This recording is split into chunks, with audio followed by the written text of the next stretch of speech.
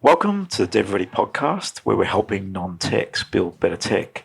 Today, we're talking about one of the biggest topics that every business needs to be on top of. It's all about sales today. And we're fortunate enough to have Rashid Kotwal, who's joining us. Rashid is a sales coach and mentor, helps sales teams predominantly be more proficient, more profitable in their actions as a sales team. So, Rashid, thank you for joining us. Well, thank you, Andrew and Anthony. Welcome. Great to be here. First and foremost, Rashid, tell us a little bit about your background, your history, and why you've come to us today and talking about sales predominantly. All right. So effectively, I'm a sales coach and business strategist who you could think of me as a guide who helps you navigate an organization's buying process.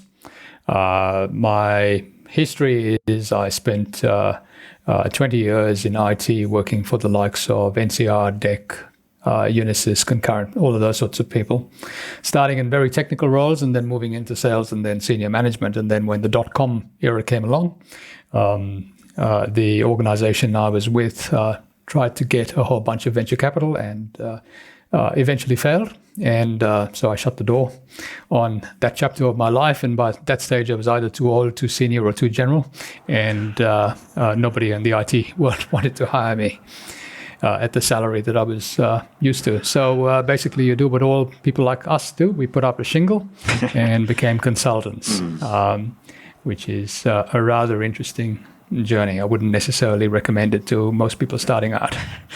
It is a different journey, definitely, because all of a sudden you do everything, not just the one thing that you're really good at. That's probably my biggest learning in this space. Yeah, absolutely. So, basically over the 20 years, we moved from being, let's just say, generalists who were business consultants into specializing more and more into the marketing and sales area, because as you would well know, nothing happens until somebody buys something. Correct. That's right.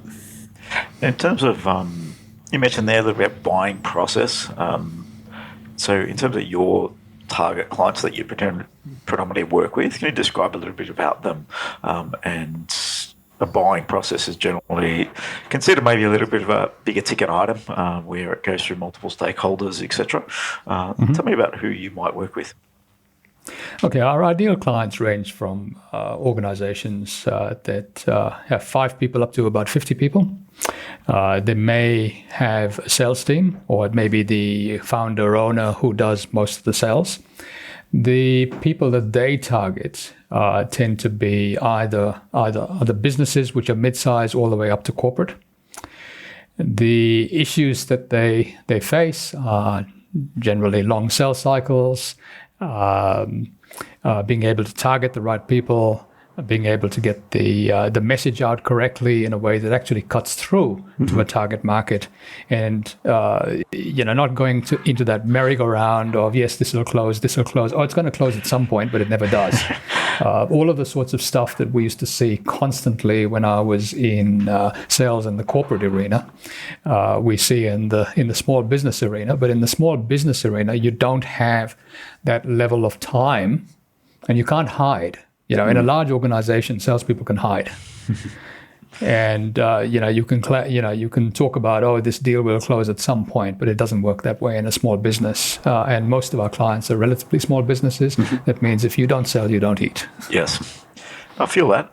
We're probably in a business where myself and Anthony run most of the sales and upfront stuff, and get that, and it's all driven by 1 or 2 people. A lot of businesses are in that sort of frame. So describe what are some of the important areas you might want to focus on within sales. You mentioned long buying cycles. Now, how do we dwindle them away potentially to, instead of 6 months, 2? How does someone do that? Would be probably one of my pivotal questions. Well, it always comes down to people buy when they're ready to buy, not when you need to make a sale. And I think the mistake that most organizations make is that they target people who are not necessarily ready to buy something. So if you look at, think of it like an iceberg. You've got a small percentage of people who are up there, say maybe 3 to 5%, who are actively looking for something. They know they've got a problem, and if you target them, you can demonstrate that and explain the problem that they've got to themselves better than they themselves understand it. then they feel that you understand them and they are more likely to want to take action to solve the problem. Whereas if you don't target people who are ready to make a buying decision, that's when the long sales cycles start. Now, that also depends, of course, on how many people are involved in the buying decision. So if you've got a lot of people buying in the buying decision, you've got to realize that there are multiple agendas at play. And we usually see this when you're making a pitch to the business, but you need some form of IT buy-in, or other people have to buy in. And what generally happens is that people don't want to do more work, or they feel that their jobs are at risk because, hey, you're coming in and you're going to do this thing that I, as the IT department, should have been able to do. And very often the deal will get kiboshed because of that. So what we always inculcate into our clients is that the smaller the organization, the closer the personal interests of the owner of the organization and the company. What's good for you as an owner is good for the company. But the bigger the organization, the greater the disparity. So if it could be in the best interest of the company to go down with this solution, but somebody's status, somebody's job is at risk, and they will actually kibosh the deal rather than pushing it through. And we see that a lot. And so part of what we do is to figure out how you figure out who's who in the zoo and what their own personal agendas are, and how you could make it to be in their best interest to move the sale forward. Because that is the thing that kills most deals. So trying to help them rather than give them more work. Yeah. How can ultimately we all buy things because, we want more money, more time, some form of status and recognition, and some form of lifestyle. Okay? In a corporate environment, it usually comes down to some form of status, believe it or not. Is this thing going to be a risk for my job, or is this thing going to enhance my career? What's going to happen if it doesn't work? Yeah, there's a lot of risk taken by those people that are, especially with something new. And a lot of people are afraid of the new. You only get that the person's really putting their job on the line, and they are, if they're investing big money into new tech, new ways of doing things. It is a status thing. They like to be seen as doing new, but if it doesn't come off, then it can be a bit of a risk to them as well. Yeah. In terms of understanding each person, so getting an understanding of who's who in the zoo, as you mentioned it, what's some of the tactics that you might put at play to get pretty much every stakeholder at the table? Because sometimes businesses don't open up stakeholders. Someone might be a gatekeeper and they might not open up the tree at the top, and they just may sort of pass information through. What's some of the strategies you might put in to just open up some of those stakeholders? Look, there is no easy answer to this. You do need to understand people and what might be motivating them. And it's really helpful if you're familiar with any of the Miller-Hyman type models, where you have a coach, which is somebody who knows the organization or knows some of the players that can say, okay, well, maybe this is going on over there, or this could be happening for them. But if you also understand the types of sales that you're involved in and the types of issues that these people normally come up with that block you, then you can have a frank conversation off to the side. You wouldn't ever bring this up in front of their boss, but you'd say, okay, now how do I help you look good so that this thing is a win-win for everybody? So it's got to be a three-way win. It's got to be a win for that particular individual, what they stand to win or lose. It's got to be a win for the organization, and it's got to be a win for you, the business that's actually promoting the sale. And if it's not that three-way win, then that sale will never progress. And sometimes it's a matter of just asking the question, hey, look, what would get this thing over the line for you personally? How would this help you do something? And that may be get a promotion, and the promotion means more money, or it saves them some time, it gives them some, takes away some headache. What is in it for them? And sometimes you just have to ask. I think, some people are just afraid to ask those type of questions. I think, when you're dealing at a business, you can just look at what does it do for the business. But in fact, we're dealing with people. Every day we're talking to people and human beings, and they've got their own agendas. And the reason why they're talking to you is because they're trying to solve an issue or fill a gap or whatever it might be, add value in a certain way. So I agree. It's how do we help that person at the other end of the line. Sometimes they're a bit cagey, though, and they don't really want to answer the questions that you need them to answer. Yeah, that can happen. Look, too. that's always the case, but that always comes down to building up a level of trust. Yep. And that comes from building up a relationship. And when they understand that, hey, listen, you are actually on their side, rather than, so this is not a confrontation. This is not a, I win, you lose. This has got to be, I'm on your side, and let's see how we can help you and the business that you represent get a result.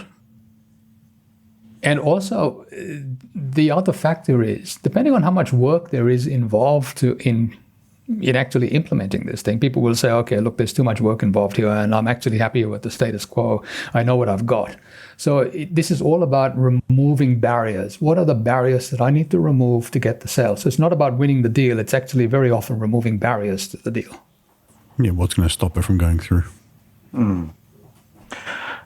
Sales is one thing, but first and foremost, what are some of the strategies we get into the door? People look at mass marketing, cold calling. What are some of the things that we might do to actually get our brand out there, our products out there into front of these businesses before the cold sale, for example? And probably, identifying that there is a clear difference between the two.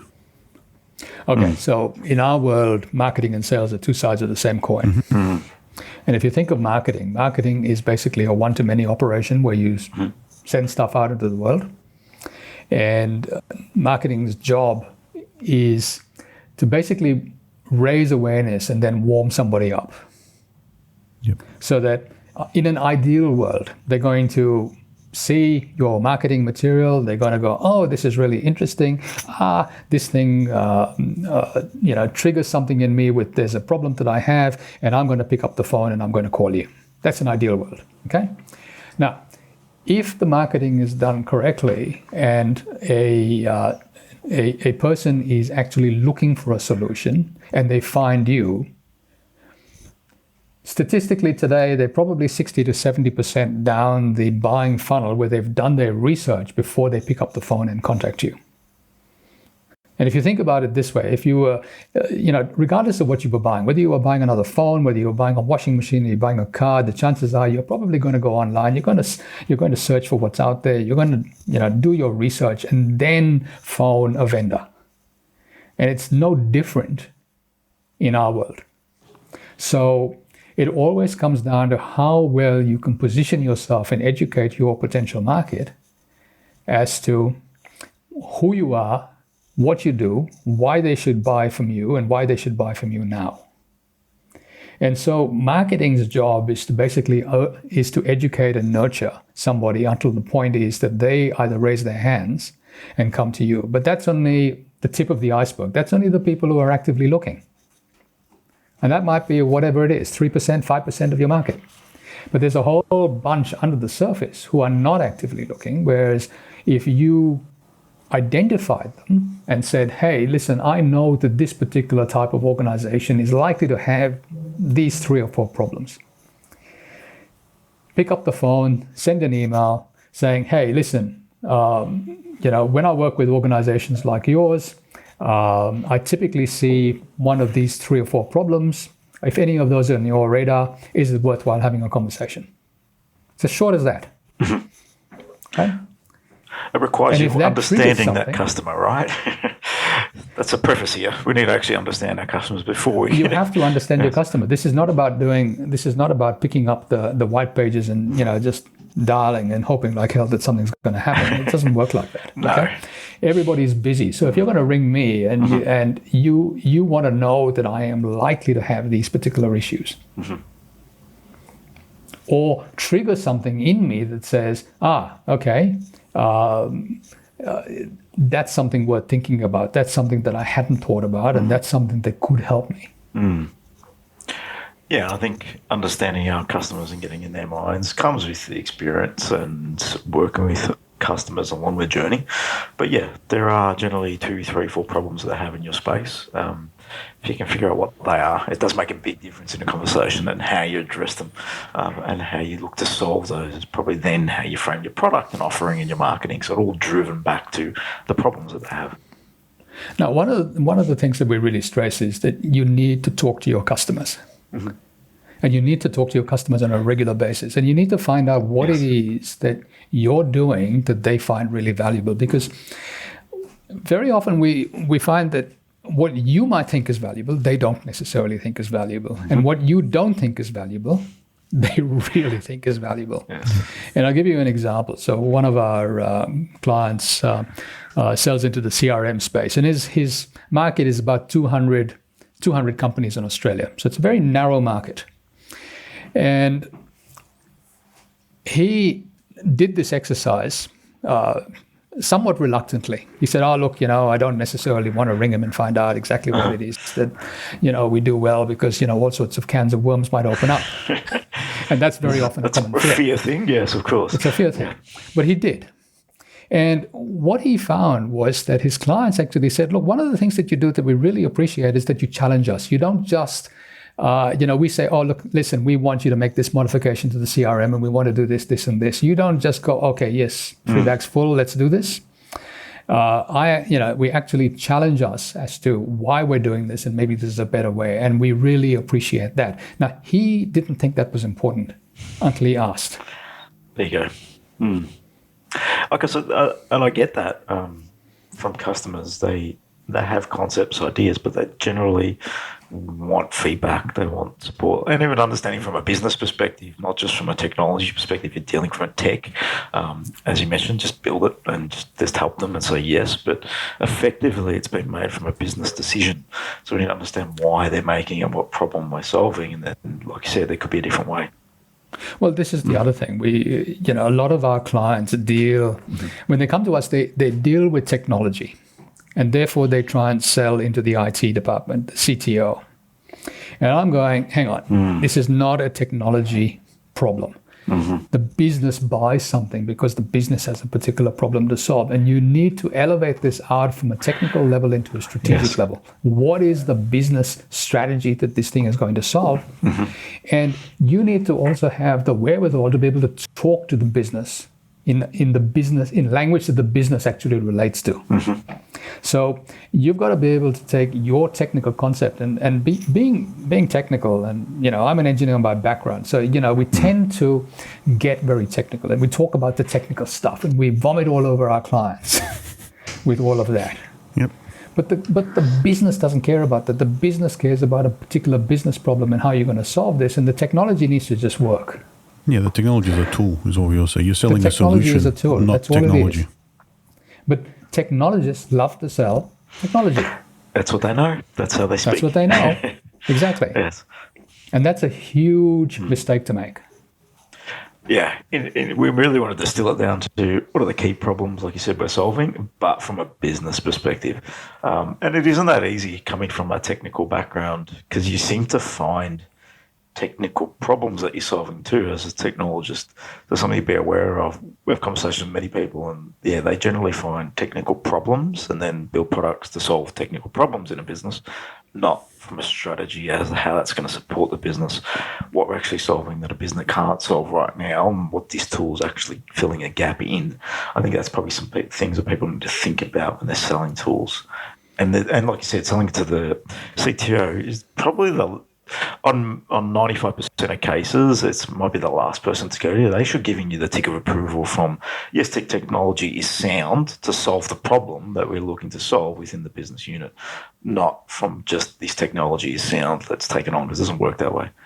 It doesn't work that way, but by the same token, you've still got to involve the CTO and all of those sorts of people relatively early in the process, because otherwise you're going to get their noses out of joint.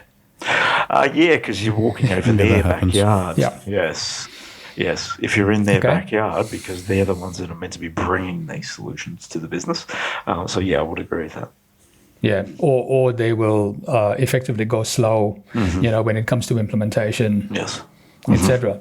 And the other thing that especially in a multi-stakeholder sale, you've got to understand that you've got to involve the users as well. I'll give you an example out of my corporate career where a major SAP deal, they'd been working on this thing for 2 years, as in implementing SAP. And they had 100 people, hived off in this office. They spent a huge amount of money and decided that they were going to cut this thing over from test to live production overnight, over a weekend. And Monday came along. Nobody in those 2 years, believe it or not, had talked to any of the users that processed orders. Oh, you're kidding. Oh, wow. So that was the recipe for a successful turnover. That was a recipe for very successful implementation. So Monday came along. This very large organization couldn't actually process an order end to end, and the users just went, "That's it. We're not using this thing." And 2 years worth of work went down the drain. In the bin. Say that many a time. I think any solution, we have to engage users. That's step one. But I think, when you're selling product in, users are pivotal. We want to understand how they're currently operating, what their current challenges are, because your technology, if you're putting it in, will probably create more challenges for them, more heartache, more learning. So we have to guide them on that process too and understand them. So they're the people that use it, not the managers. The managers are sometimes a couple steps removed from either the problem or the people. That's right. And you could also have a bunch of users that are there, but the technology could threaten them in some way. So they're not going to use it. Or if it's, for argument's sake, a unionized shop, the union might say, "Hey, listen, this is not something that we want to do for whatever reason." Okay? Yep. So multi-stakeholders, it's a relationship thing, but it's also understanding what are the key things? Understanding their problems, their needs, their wants, their desires across each of the stakeholders. What else might you do there? You need to understand the particular personality types, what's motivating them. And the other thing that you need to be very cognizant of is you need to explain your value proposition to each person. And each person has to buy into that value proposition for him or herself. And you cannot make the mistake of thinking just because you've dealt with the organization in the past that they're going to buy the next thing. So I'll give you an example. So a client of ours, and this is not in the technology space, but they do refurbishment of major hospitals. And they had done 4 different jobs, multi-million-dollar jobs for this organization over a number of years. And they knew the major players. And a tender came up for another location. And so they put the tender in, and I said, "Okay, so who is on the decision-making panel?" They said, 3 of the people we've worked with over the years and they know us really well, but there's one person over here, he happens to be the local accountant, and we don't know anything about him. And I said, "Well, you'd better make sure that A, you find out exactly what's on this person's agenda, and B, you need to go through your tender line by line and explain the value in great detail in terms that this person will understand and relate to." They didn't do it. And they lost the tender. That was $5 million tender deal that they lost, even though they had done a number of jobs for this organization before. So it really highlights the point that you have to make sure that you need to know everybody on the decision-making panel and what their agendas are. And then you need to go through and explain in great detail in terms that they relate to, not terms that you relate to, because it's like your perception of value may not be their perception of value. You have to figure out what is valuable to them out of all of these things that you do. Which are the things that trigger them, and why? And then the question is, okay, so you ask the question, what's important about that particular thing? And they say, okay, this, and you say, okay, but that's really interesting. So tell me what's important about that, because you're really looking for a second and third order thing. It's not the first answer. And what you're looking for ultimately is some form of emotional buying, because we all, regardless of who we are and what we're buying, buy an emotion and justify with logic. So we make an emotional decision of some kind, and then we justify it with logic, either to ourselves, I justified this purchase, these were all logical reasons I convinced myself, or I have to justify, a spouse, or I have to justify another person in the organization, or even my shareholders. Mm-hmm. So it's really important to understand that you have to give people both the logical and the emotional reasons to buy something. In terms of, there's obviously different people and people make decisions differently. How does it affect, and how do we maybe pick up the way people think and make decisions? Because, I think having the same sales pitch to everybody doesn't really cut it.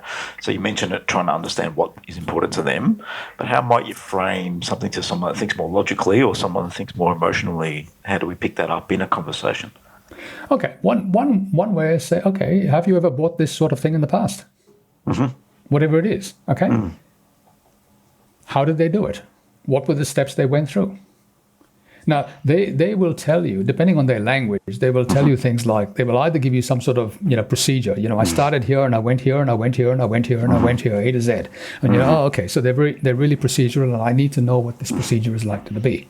Okay. Or they might say something like, look, I looked at this person and I looked at this and I looked at this and I looked at this and I looked at this, and I had all these different options, but I still came back to the first one. Yes. Okay. So some people are driven more by options. Some people are driven more by procedures. Some people are driven more by emotion, and then they justify it with logic. Some people want more logic, but there will still be an emotional component. But the best way to find out is to just have a conversation and say, well, what's the process here? How did you make this decision in the past? Mm. And people will tell you. And then you need to be listening. You need to listen well.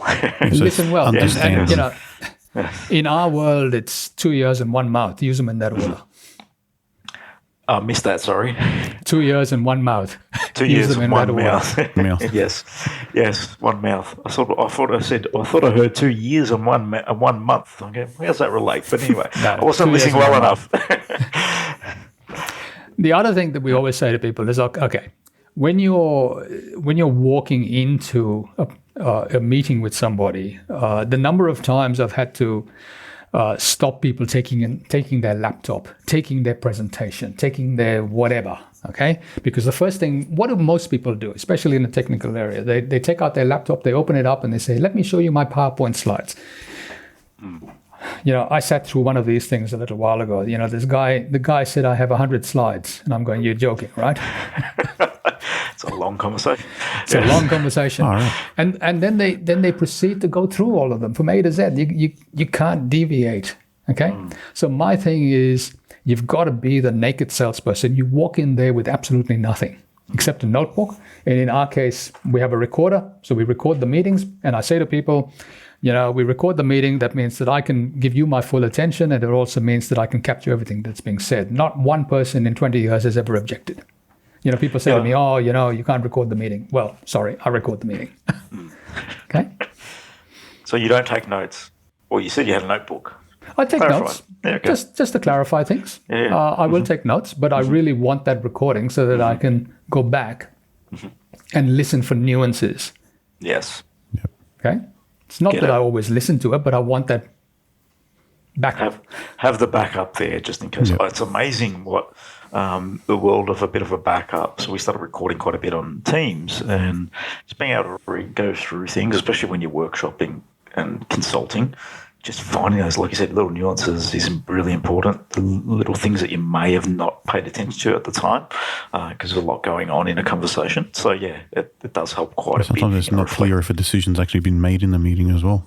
It's true. It's the language that gets used sometimes. Mm-hmm.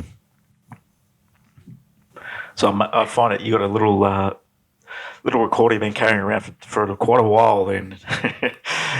different iterations of it, but yes. Yeah. One of the things that always intrigues me is the type of personality types that might be salespeople. I find that everyone can have a different tactic. Everyone can do sales well in their own right. Is there a particular type of person that you find that is better attuned to the role, or can you have different variances on the role, because being different personalities isn't a bad thing sometimes? No. Okay. So there is a theory where salespeople are born, not made, and I'll I'll give you a little bit of context to that. There's a guy called Derek Gatehouse, and he wrote a really interesting book on this subject. And he'd worked with some 30,000 different sales teams around the world. And he'd come to the conclusion that there were certain innate characteristics that we have. And those characteristics fit us for different types of sales roles. Okay. And so there are people who are very good at, say, opening conversations, but they couldn't close a deal to save their lives. Because they simply cannot get the person to say, okay, this is what we need to do next. They're very much the pleaser, not the advisor. Mm-hmm. There are people who can talk to, say, people on the shop floor, for example, but they can't relate to somebody at a higher social standing in their eyes. Okay, so if you were dealing with CEOs of larger organizations, you need to have somebody who is innately comfortable having those sorts of conversations at that sort of level, and not everybody can. Now, some people can have a conversation at that level and also relate to some people on the shop floor. Other people can only relate at the bottom or the top. So you really need to know who you are targeting and have a person that fits that particular mold. Okay. There are other people who can create a need. So that's a good skill. It's a good skill. Creating needs. And there are people who can only deal with an established need. Okay, so I know that you've got this particular problem, or you've told me you've got this particular problem, and I can solve it. Then there are other people who can sell a concept versus something that is really obvious. So selling cars or a house is obvious. Selling performance improvement is a concept. Yep. Correct. Okay. Yeah, there's no guarantees of that, right? No, there are no guarantees. Yes. Okay. So I'll give you a couple of examples. So one of the clients we work with, they got a young sales guy who, and they're moving into a new environment. So they used to sell into tier 1. Now they've been told that they need to sell into the mid space technology company. And the young guy is very good at starting a conversation, and he's really personable, but he's a pleaser. Therefore, the conversations just don't go anywhere beyond, hey, look, you got some problems, let's have a conversation about it, and let's have another conversation about it, and then let's have another conversation about it. We're talking a lot. Talking a lot, okay? Yes. Yep. And I said to the owners of the organization, he's good at that role, but he needs to hand over to one of you. As soon as he determines that there is a form of interest and there's something there, he needs to hand over to somebody who is good at advising and saying, okay, these are the things that you need to do. And eventually, let's shake hands and close the deal. Okay? Get it. There was another example where we worked with a pharmaceutical company where they had all of these reps who would basically phone up pharmacies every day and say, what do you want to order today? What do you want to order today? What do you want to order today? Bang, done, done, done, done, done. Okay? But they had a particular rep who would phone up, and she would, with the frontline staff, have a 40-minute conversation. How's the weather, this, that, and the other. Well, not many orders going through her. No orders going through. So she was about to get fired. And I said, but hang on. You have 2 or 3 people who are responsible for opening up new accounts. They are the people who have to phone and make contact with the pharmacy owner, build that level of rapport, open the account, then hand it over to one of these people who just phone up every day. Okay? So by understanding her preference of pleaser versus advisor, she's a pleaser, we got her to open accounts, and within 2 to 3 months, she became one of their top performers. So it's not that sometimes it's just a case of putting the right person in the right role rather than saying, okay, I'm going to shoehorn this person into this thing. Yeah. That makes sense because everyone has different personality. With our team too, there's certain people who are more tailored to a certain role. You can't push them into a different one. It doesn't work. No, it doesn't work. And that's part of what we do. When we work with clients, we say, okay, well, assuming that even if it's just the business owner, are they the right person for that particular role? And if you've got a sales team, one of the number of times we've seen salespeople come on board, they don't work. A year goes by, they haven't sold anything. You get the next one, the same thing happens. The next one, same thing happens, and you're going, well, why is this happening? It's usually because it's the wrong person in the wrong role. Or we've taken somebody who's really good at selling enterprise stuff, and we've tried to get them to sell something that's fast action. That's a completely really different quick model. Yeah. It's a very different sale. Okay. So anyone listening, and I think I can speak for most businesses that are always looking to improve their sales in their business, what's a place that they might want to start? Is it process? Is it people? Is it problems they're solving? Is it marketing? Where do we generally start if you start a conversation around improving sales within a business? Well, the first thing I would look at is are the right people in the right roles? That would be probably one of the fundamentals, because square pegs, round holes. And it's relatively easy to do. You just look at their results and you say, okay, well, who are they targeting and what are they doing and what are they saying? And then is the sales message, are you articulating the value? Do you even understand the value that you provide? It's one of the, if you don't understand it, how are you going to explain it to anybody else? And sometimes it's really ironic, because it's the irony of expertise. We are all very good at what we do, but it's very hard for us to explain it to somebody else. So we've got a client at the moment that they've been around 12 years and they're very, very, very good at what they do.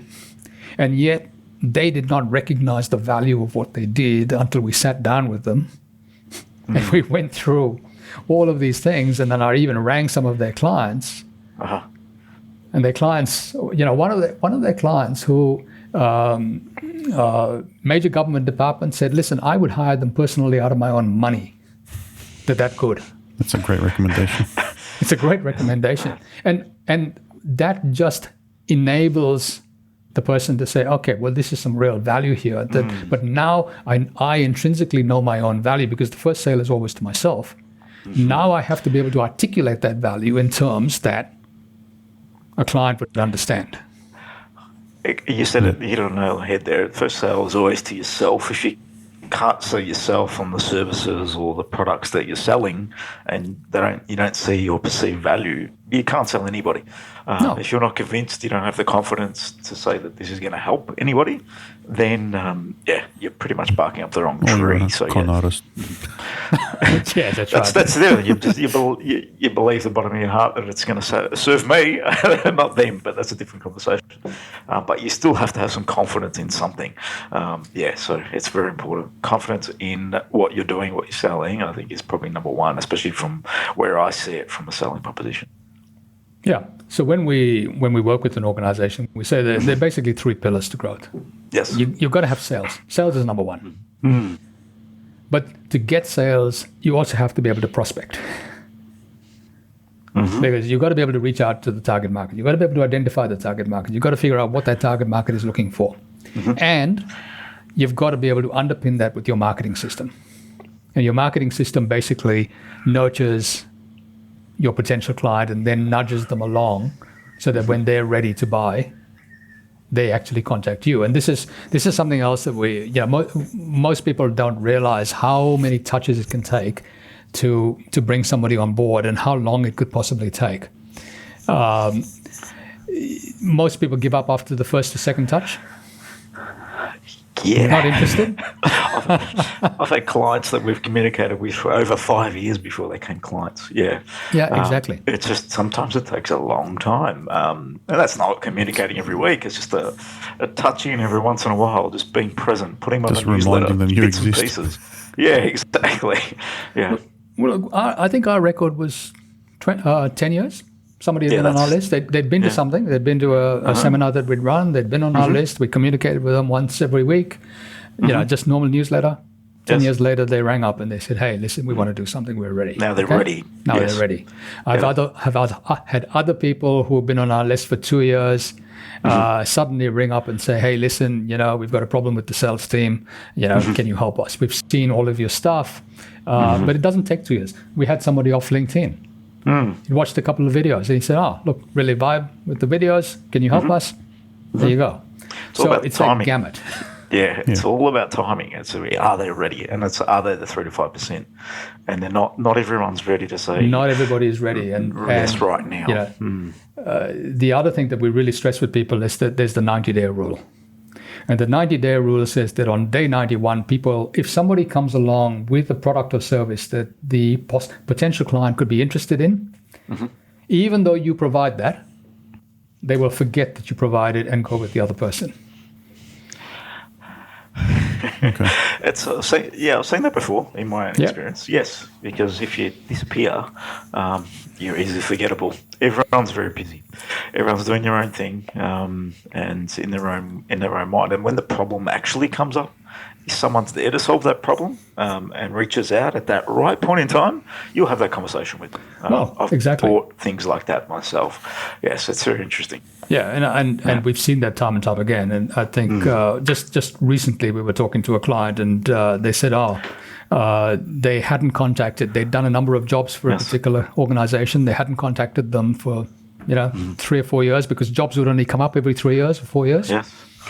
And one day they happened to see a work anniversary on LinkedIn, sent the guy a message, and he said, oh, thank you for the congratulations. Oh, by the way, we've got this tender out and your name isn't even on it. Oh. And, please put in a bid now. Yeah. And they won. They won the tender. Just because of that reach out. Yeah, it's crazy, isn't it? You hear those stories that happen quite a bit. It's happened with myself too. You get people that used to work in one business, moved on, and then just send a LinkedIn reach out, similar type of thing, and then, we've got something actually. So it's quite crazy how it can come. It's all about, are they in the 3 to 5%? And 95% of them aren't, which is what people need to be clear on. 95% of people that you're communicating to are not ready. So I think that's a good context to take away, and just saying you need to have a process and procedure in play. And I think to market, to communicate, have the right messages. And the right messages. And also realize that, so sometimes, somebody could be in a contract. So they're not going to buy until that contract comes up for renewal. But then you need to know when that contract is going to come up for renewal, and therefore target them at that time. Yeah. There's plenty of good takeaways today, Rashid. Anything else you'd like to add before I wrap up? I think it's been a good little takeaway from all the things sales, and then understanding people in the right roles. I think it's one of the big takeaways from my perspective. Well, I'd say the biggest thing that people need to realize is what's in it for me, as in what's in it for them, personally as well as for the organization, because we all make decisions based on our own personal agenda, whether we admit it or not. It's better just to be aware of it. Okay.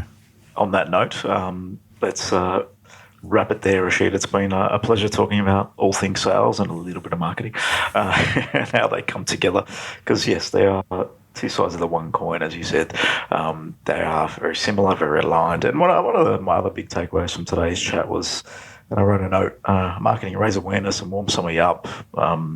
That's what it's for. And it's still a sales conversation at mass, which is what you mentioned, which gave me a bit of a context around how we might be marketing. So thanks for sharing. If anyone wants to find out more about you and what you do from a consulting perspective, how might they reach out? Okay, they can certainly reach me at our website, revealedresources.com. And we have a wealth of free material there. So we have documents on 12 strategies to help you market yourself. That's been one of our mainstays for years. We've got documents on how to have better sales conversations. We have hundreds of articles on marketing, sales, strategy, leadership, because leadership is all about helping people make decisions. I would agree with that. It's guiding and sometimes inspiring them to make decisions depending on what you're selling, right, or where you're coming from. So in the show notes, we'll share everything out about yourself and also LinkedIn profiles, etc. So thank you, Rashid, for joining the DevReady Podcast. Hope everyone listening got something out of it from a sales perspective. But jump on his website and have a bit of a look at some of the content material there. Thanks, Rashid. Thank you, Andrew. Thank you, Anthony.